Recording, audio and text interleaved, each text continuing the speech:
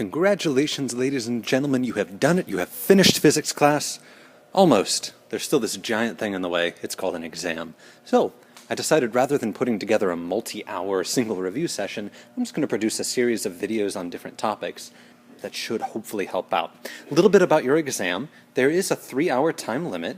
You'll basically come to Gov School that morning and immediately come to physics, and then you'll have the entire morning at Gov School to work on the exam. There will be 30 multiple choice questions, each worth a point, one lab-based question, and this is not going to be anything too overly complicated, just to see, were you around during labs? And then 1 or 2 diagrams or concept-based free response questions that won't involve any calculation. That'll be 10 points each, and then I will produce 10 free response questions. It'll be up to you to respond to 8 of them, and you choose which 8. Now, once again, you are more than welcome to attempt all 10. Just make sure you let me know at the very end which 8 you want me to grade, and I will hop on and do that. You're allowed 1 sheet of paper of handwritten notes. This says 8.5 by 11, but if you'd rather, I've got slightly longer sheets on the physics platform that you are more than welcome to use. Now, you're allowed a graphing calculator. I know a lot of you don't have your own calculator, which is fine, but please do let me know before the day of the exam if you need one. On standard test days, it doesn't really matter if you ask for it the day of, but when it's the exam day, we only have a limited amount, so if you let me know ahead of time, then I'll be able to be sure that there's one reserved for you, rather than scrambling the day of the exam. Now, this document really only serves as a menu of concepts. I'm going to just roll through these concepts. It's not designed to do your studying for you, basically. You still need to go back. You can look at a menu all you want, but until you taste the food, you don't know exactly what you're getting. So, use this to figure out your areas of strength and weakness, and use it to help you inform where you best need to study. Now, we started with units. So, some of you all, kudos to you, have gone all year without learning your metric prefixes. I'm not sure how, but you are going to need to know them directly on the exam. So be sure that you've gone back and studied those, and that you know how to convert back and forth from one to the other. One helpful tool could be the metric staircase. You may use it, you may not. But this, once again, just shows you how many places to move your decimal point, left or right, if you're converting from one place to another. So that should help a little bit here and there. You're also going to need to know a good deal about vectors. So make sure you know how to break a vector into its x and y components. Make sure you know how to add vectors. One direction is positive, one direction is negative. Break it into x's and y's, add up your x's, add up your y's, bring it back together with the Pythagorean theorem. For this, you're going to need to basically have mastered SOHCAHTOA, as well as the Pythagorean theorem. Go from a full vector to its components, go from a component to a full vector, all that kind of good stuff. Every single proton and every single electron has a certain charge, except one is positive and the other is negative. And that charge, is known as the elementary charge, has a magnitude 1.6 times 10 to the negative 19 coulombs. So they have the same magnitude charge, opposite sign, but they have way different masses.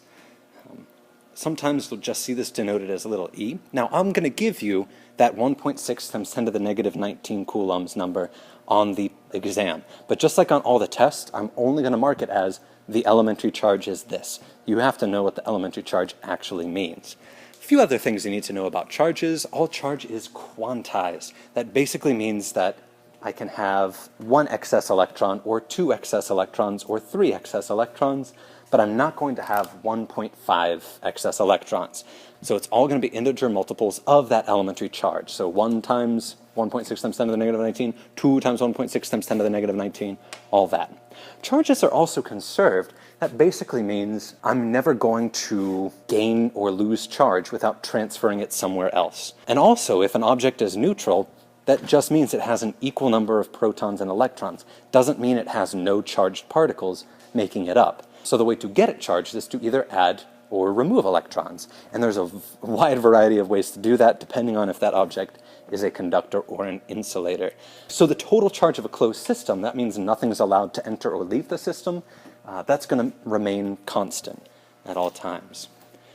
We talked about how charged particles interact with each other. That's Coulomb's law. where F equals K times Q1 times Q2 all over R squared. One common mistake is this value R right here. A lot of people see R and immediately think radius, so divide any distance by 2. And that's not the case. In this equation, R is simply the distance from one charged object to the next. That's going to be measured in meters. K is 9 times 10 to the 9th Newton meter squared per coulomb squared, and each Q is the charge of each individual object. Q1 is the charge of object 1, Q2 is the charge of object 2. Now, note that any force exerted between objects, both objects feel the exact same force, because K Q1 Q2 over R squared is exactly the same as K Q2 Q1 over R squared. Also, Newton's third law says any force produces an equal and opposite reactive force. Now, when I'm solving a problem using Coulomb's law, I like to follow these steps. Number 1, ignore any sign, and by any sign I definitely don't mean scientific notation. That changes the value dramatically. By ignore any sign, I basically mean if there's a negatively charged particle, don't worry about that negative up front. All that's going to do is inform you whether or not it's an attractive or repulsive force. Use Coulomb's law to figure out the magnitude of the force. Remember, force is a vector. Every vector has magnitude and direction. Coulomb's law gives me magnitude only. Then you can figure out the direction for yourself. Is this particle being directly attracted to the other one, or is it being directly repelled by it? Positives and positives repel. Negatives and negatives repel. Positives and negatives attract. Then there's grounding. So the ground is considered to be an infinite well of positive and negative charges. And as long as conductors are connecting to the ground, then electrons are free to come and go as they please. So you can use this to either charge or discharge an object, and I'll talk about how that works in a little bit. Polarization is a concept that is essentially just a separation of charge. Now, both insulators and conductors can get polarized. The insulators, however, the electrons are not free to move around the entire object. They're just free to move around their individual little atoms. So, if an insulator is getting polarized, that just means the electrons are going to one side of the atoms or the other. Fairly minimal effect. Now, conductors can get polarized on a much larger scale because the electrons are free to move around the surface of the conductor. They'll either go to the far side or the close side. But there's a bunch of ways to cause objects to get polarized. Most commonly, you'll bring a charged object near it. I mentioned this briefly last slide, but make sure that you know the difference between conductors and insulators. A lot of it is the same, but there are just a few key differences. They're on this chart here. Make sure you know those. Now, there are two different ways to charge conductors. There's conduction and induction. Conduction means contact.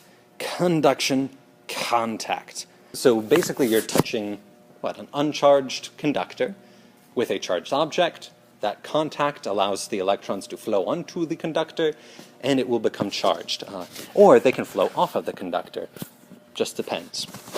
Induction is charging by trickery, and I did this with a few different Van de Graaff spheres. Basically, you bring a charged object near an uncharged conductor, and then you can give the electrons a way out, either by connecting it to the ground, by connecting it to some other object, something like that. And you end up with opposite charges. So, here's a little picture of conduction. Nice. Direct contact. Go ahead and pause this and read the captions if you'd like to learn a little bit more about conduction. Here's an example of conduction, except with a positive object. Go ahead and pause it and read the captions there if you want to as well. Now, induction, this is the grounding example. The person's hand is basically being used as the grounder.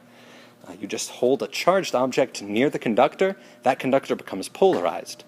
By connecting it to the ground, electrons will either escape if the charged object is negative, or more electrons will pile on if the nearby charged object is positive. Either way, you end up with a sphere that is oppositely charged the initial charged object. Sometimes you don't have to use grounding at all with induction. You can just put two conductors together, let them become polarized as a system, because electrons are free to flow from one object to another if they're in contact, then separate them, and all of a sudden you've got two differently charged spheres.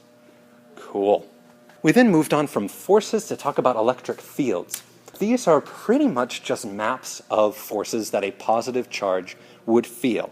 So it's not a depiction of the path that the particle will follow, it's just at every point in space, what direction and what strength, force, is that positive charge going to feel per coulomb of charge. Because it's a positive charge, it points away from positive and toward negative charges. We've been using the equation just of a point source, and that equation is the electric field equals K, which is still 9 times 10 to the 9th, times Q, where Q is the charge creating the electric field, not this little positive test charge that I'm talking about. Don't even worry about the charge value of that thing.